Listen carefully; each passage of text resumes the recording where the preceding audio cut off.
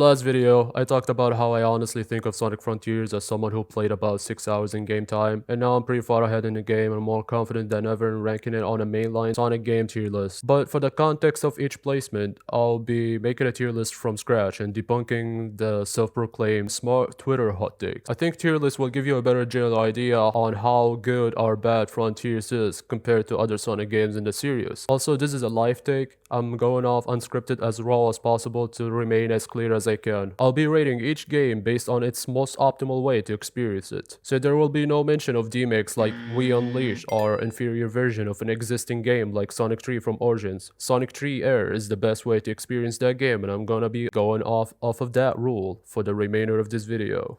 Anyway, let's begin. I would like to start in a chronological order, but to give a little bit of my taste, I'll be rating what I personally think is the best mainline Sonic game. And I'm gonna keep it a buck. Sonic 3 and Knuckles is still the peak of Sonic. It's the only game in the franchise where you can't say but about it. You mentioned Mania, I'll say, but what about the reused levels from past games? You say Sonic Adventure 2? I'll say, but what about the mix gameplay? Did you genuinely find it fun to your way to victory in a hallway with the most clunky controls mankind had ever come to experience, ever fun?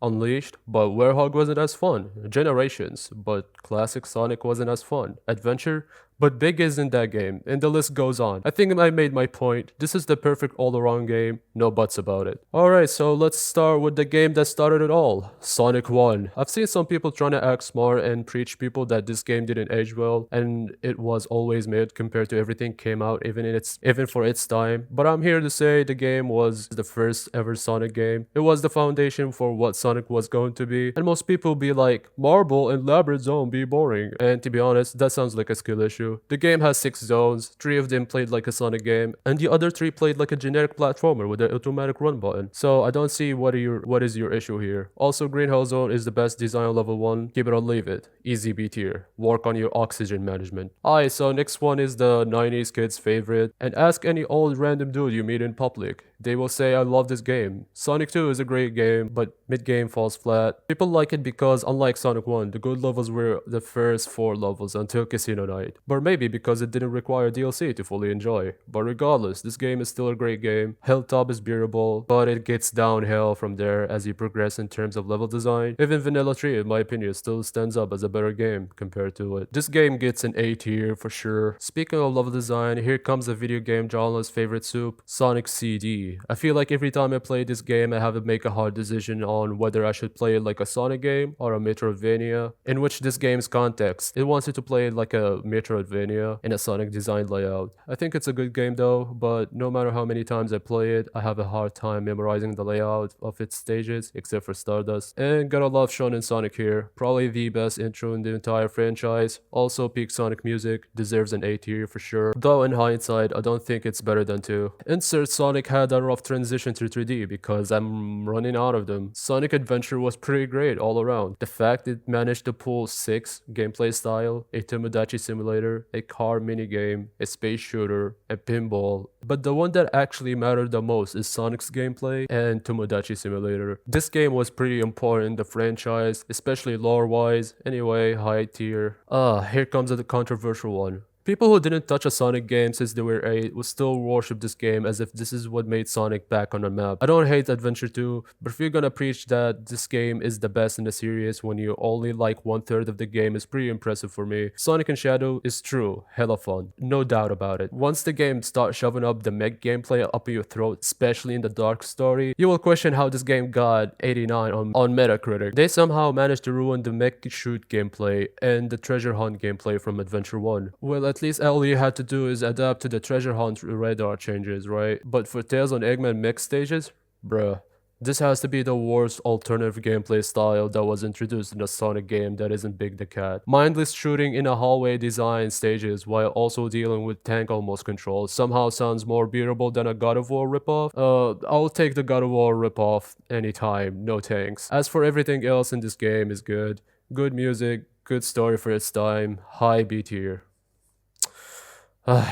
fine, just because this game helped to shape the games moving forward, and I love Shadow, thus I will give it a low A. Upcoming next is a game that I grew up with, but despite that fact, I still think it's one of the wackiest 3D Sonic games, Sonic Heroes. Just like Adventure 2, there is actually a culture behind this game. It's even on people's top 5 favorite Sonic games, and I respect that, just like Adventure 2. But when you go out and preach that this is objectively the best 3D Sonic game, now people will perceive you as insane. The fact that you need to play the same game 4 times in different difficulties to get to the true ending, and people say it was a good game says so much about their time management. Then there was Team Chaotix. Tell me if you ever played a Team Chaotix stage after beating the game. It looks like we're in this whole loophole ever since Adventure. There has to be that one gameplay style or gimmick or whatever that discourages me from revisiting the game entirely. Oh yeah, and this game barely has any plot. Eggman threats everyone that he would take over the world in 3 days, and everyone goes after him. This is the plot, at least for Team Sonic. Everyone else felt like they were forced to be here. Well, you could say just play Team Sonic. Fair enough. But the game becomes criminally bad after Gramopolis. Casino Park has to be the worst design level in a Sonic game. It was back in the day in school when everyone was on the Sonic X hype. Everyone had PS2 and everyone owned that game. But no one managed to beat it because they always get stuck at Casino Park at 2. You know the section I'm talking about. And before you go out of your way and say, well, use Tails and send one of the team members and switch to that member, well, how about you cut that part entirely? The pinball control is bad enough. It's unbeatable. I feel like this game deserves its own video, but I'ma just go and put it in mid-tier. And I didn't even talk about the controls and the number of times you could die rather easily due to the game's fault and lack of polishness.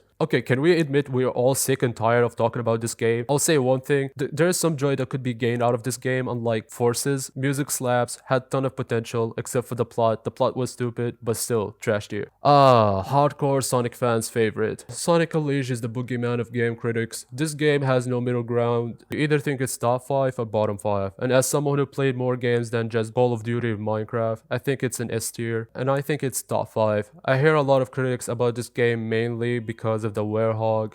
But Werehog takes most of the game. That's because you never bothered to learn the combat. You were mashing X and Y all the time. You don't even know what the most efficient way to take out these enemies. If you spend more than 10 minutes in a Werehog stage, to me that sounds like a skill issue. Instead of you complaining, you never bother yourself to learn the Werehog. And now Sega tries to handhold you in future games. And now you're asking yourself why these games were piss easy. The press X to boost and watch the gameplay itself argument is the most invalid when it comes to this game specifically. If anything, this is one of the hardest Sonic games out there. But I miss the days of Adventure when you had gain speed and deserve it instead of pressing a button.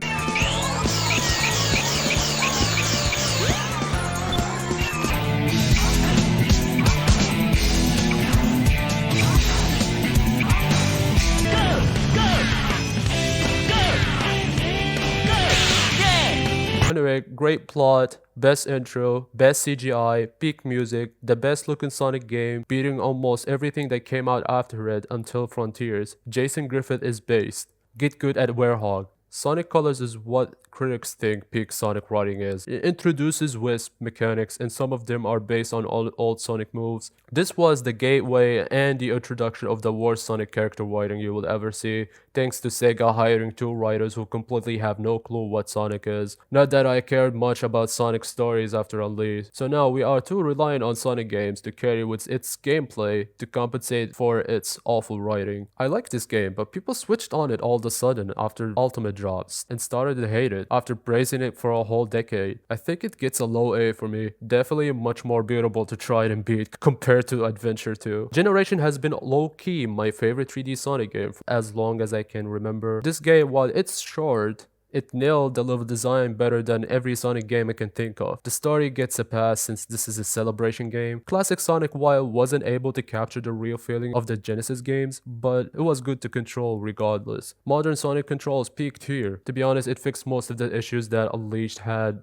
like the loose drift and the stomp. Also, it had one of the best boss fights in the entire series. I always thought Sonic bosses are just okay, but here I genuinely revisit them a lot, especially the rival bosses. This game gets an S tier easily. If you ask me, would you rather replay Sonic Lost War or Heroes? I would still say Sonic Lost War is more fun to beat than Heroes. Both got little to no plot anyway. People smack talk this game because it's built differently, or trying to be a Mario game. It was a terrible marketing call from Sonic Team. Making a Sonic game for Mario fans on the Mario console is such a baffling reason.